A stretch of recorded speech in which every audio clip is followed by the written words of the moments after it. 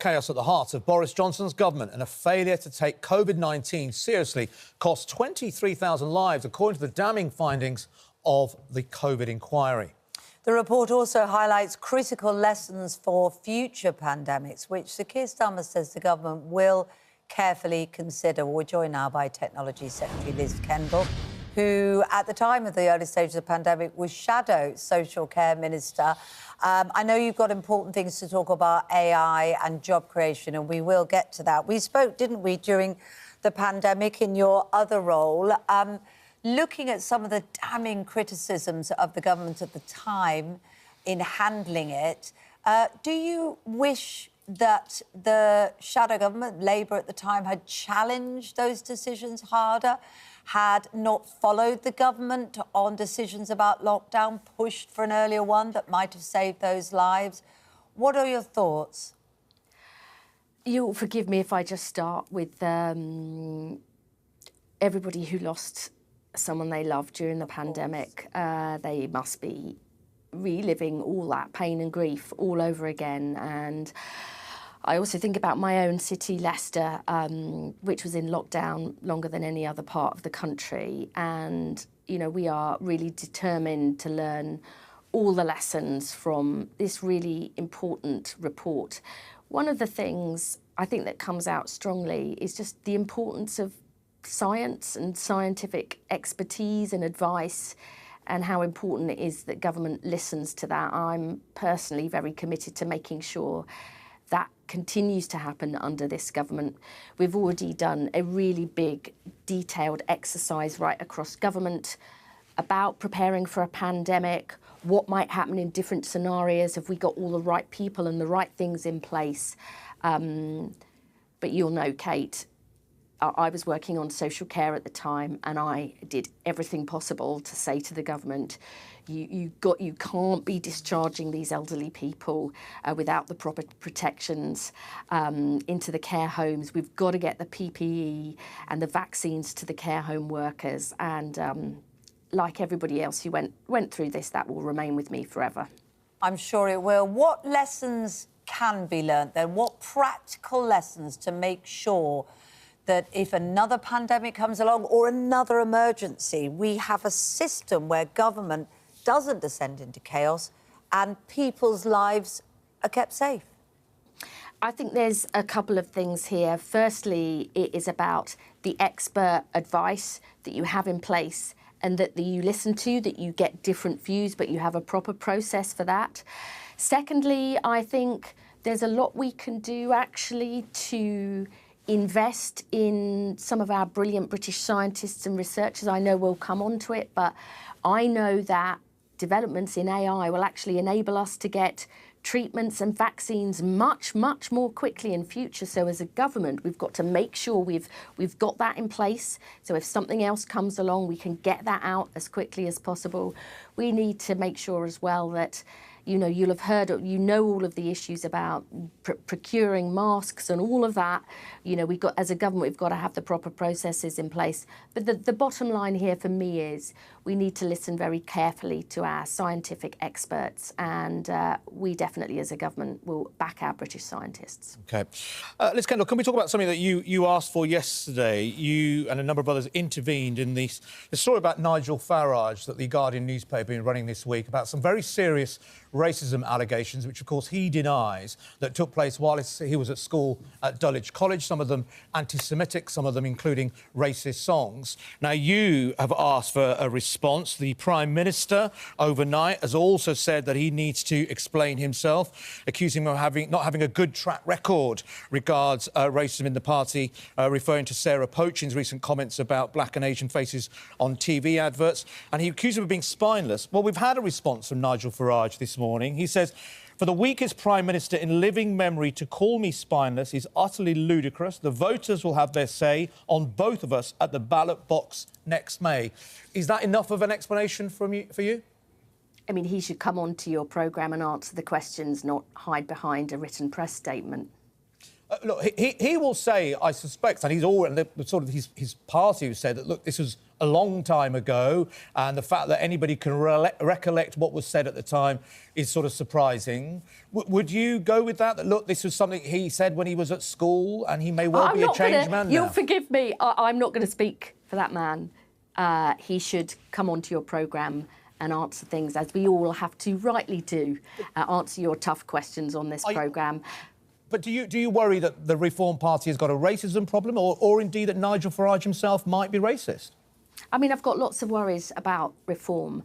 I worry that they don't support a free at the point of use NHS. They want a private insurance system. I'm worried that Nigel Farage is an apologist for Putin. And most of all, I'm worried they are a backward-looking party who wants us to take us back, not a party that has a positive vision for the future, that believes Britain's best days lie ahead.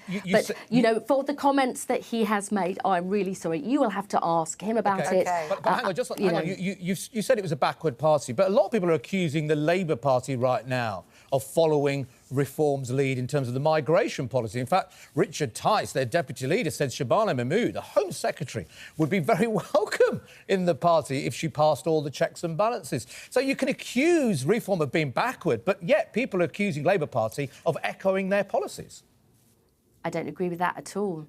I think that Shabana Mahmood is rightly saying that the British public wants to have trust and faith that our system of asylum and immigration is working properly, that we have tough and fair rules, that people who come to this country must be here legitimately.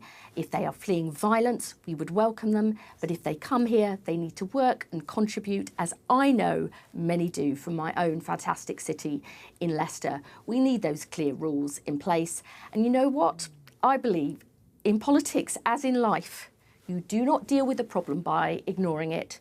You deal with it by facing it head on, and that is what Shabana is doing. Can I just ask you, people in Leicester, Belgrave Road, which I know very well, huge Indian community, probably the biggest Indian community. And the Road in my constituency. But do you think now that some of them might feel that they're not British enough? Do you worry that some of them will feel further isolated from mainstream? And often they are. Often those cities are accused of not integrating enough. If they don't feel British for a number of years, maybe 15, 20 years in some of those cases, because a lot of them are low paid working in the factories and the restaurants in Leicester. Is there a worry that this idea of cohesion and integration will never happen for a long time for them? So I think my constituents from many different backgrounds want a fair system of immigration, whichever part of the world their parents or their grandparents came from. I am worried that tensions are rising. I have seen in my own constituency that people have had racist abuse shouted at them, and I worry deeply about that. And that is part of the reason, as Shabana has said, that we have got to have those clear rules in place. We've always welcomed people who flee war and persecution, but we also believe that when you come to this country, you should contribute to this country. I think most people agree with that.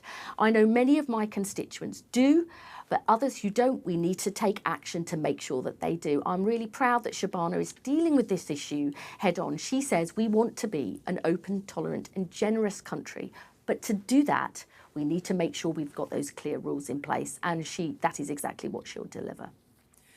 Now, you're here to talk about AI, the creation of jobs. How is this going to work for the majority? Because more than a quarter of workers fear that AI will lead to their own jobs going. And indeed, for today's graduates, they face one of the most toughest job markets we've had in many, many decades. So how is this going to help most people? Tell us about it.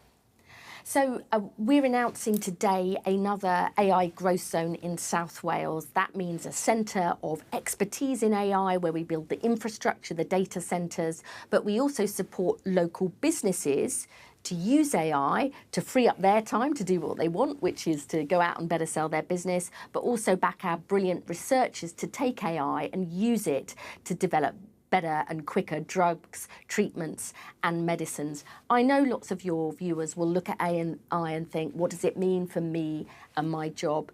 But we do know that it can have real potential to create new jobs. We've announced more than 5,000 new jobs in South Wales today. We've also opened these centres of expertise in the North East and in North Wales too. The real key here is that this technology is transforming lots of walks of life. We need to give people the skills they need. That's why we're upskilling 7.5 million workers in AI skills. We're giving these new skills to children at school by changing the curriculum and making sure computer science is also backed by AI. There's real potential here to grow more jobs, to change jobs, but there is no future to better growth in this country without using technology more. And our job as a Labour government is to say, we're going to make it work for you in the places that need it most, for the people who need it most, so they get the jobs and opportunities of the future. OK, I think that's it. Are we... Yes, thank you very much indeed. Thank you very much indeed. We were desperate to ask you about energy and price caps, but we've taken way too much of it. Can I go on then? I will. I'll be Did you say anything? Right, so... Give it well. I mean, I might not answer everything, but...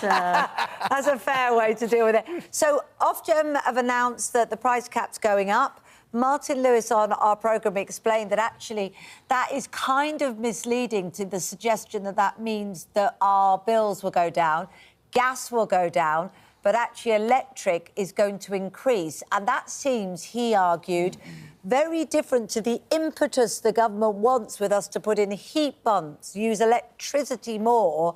And it's very confusing because, of course, that's the opposite of what you want, but it's policy decisions that have led to it. Yeah, look, I know your viewers will be, you know, people are really worried about their bills. We've just had this really awful cold snap and they'll be worried about that. So there's two things we need to do as a government. Firstly is to take immediate action to help people through the winter. That's why we are doubling the number of households who will get the Warm Homes discount, taking £150 a year off your bills. That will now be extended to all 6 million households on means-tested benefit like universal credit, low-income, hard-working families. But we also need to take the long-term decisions, because the only way we're going to bring those bills down for good is by moving off the sort of volatile fossil fuels and then onto clean energy, solar, wind and nuclear. That is the way that we have clean, cheap, homegrown energy. We've got to do both together. I know your viewers will be worried. The budget is coming up. Cost of living will be at the heart of that. So there's more to come. OK. OK, we'll talk again after Wednesday, probably. Good to speak to you this morning, though. Thanks very much indeed. Lovely to speak to you as always. Thank you.